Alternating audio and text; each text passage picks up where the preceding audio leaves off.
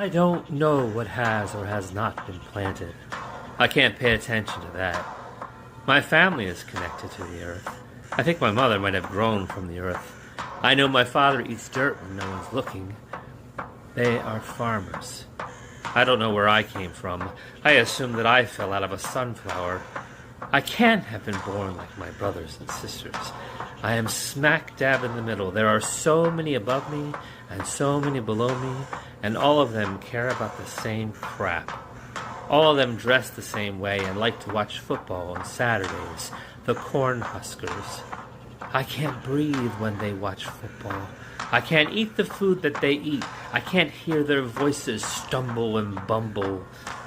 The noise of the television makes me insane. On Saturdays, I find myself out in the fields, alone. I hate the fact that we destroy everything we grow. We turn it into money. We turn it into mortgage payments. We turn it into wet jars. The cellar is full of jars. Cans we can buy and jars we fill. There might as well be blood in each of them. I know it's my mother's blood in those jars. I've seen her bleed for the jars, and my father and brothers carry them into the house. They pile them up, then eventually we empty them. Then it starts all over again.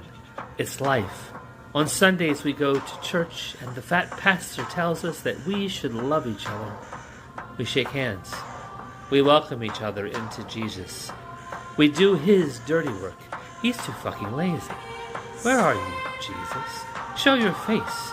You're definitely not that wooden white man hanging over the organ pipes. I know that. Jesus would have been brown, like Bobby Jenkins, who goes to my school. He sits next to me at every class because our names are almost the same. He's been my friend since we were 4. He's a good-looking young man. He's got brown sugar for eyes. I love Bobby Jenkins the way my brothers love the Cornhuskers. I could spend every Friday night watching Bobby run around the football field. He's a good athlete, too. Cliché, but it's true. I'm happy to call Bobby Jenkins my boyfriend, even if he doesn't know it. But I know he knows it inside. He's known it for a long time. I don't think we're allowed to be in love. If he were a stalk of corn, he could love me, and I could love him back. My sisters love corn. They appreciate it. Everyone in my family appreciates what we do, except for me. I'm a selfish little bitch. And according to the pastor, I'm a sinner. Now, the pastor's never used the word in front of me, but I know what he thinks. He's called boys like me sinners.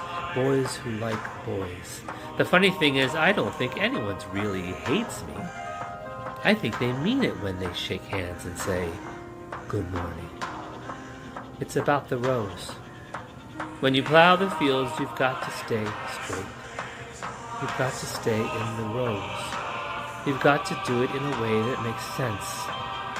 I stand up there and sing with the choir, and I know my voice is special. It's precious. I see the way they look at me. All of a sudden, they're all Bobby Jenkins, and we stand in rows. The pews are in rows. Everything's organized in Nebraska.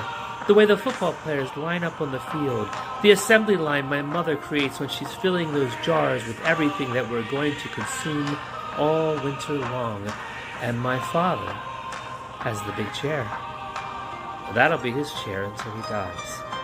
I don't know who will get to sit in it when he's gone, but I know that when my daddy's at work, I sit in his chair. I smoke his pipe. I don't give 2 shits about the Cornhuskers. Fuck the Cornhuskers. When I think of football, all I can think of is Bobby Jenkins running around with his tight pants and no shirt. And then I push my daddy's chair all the way back and have me a good time. For the only 10 minutes I'm ever alone in this house. For the only 10 minutes I'm ever alone. Period.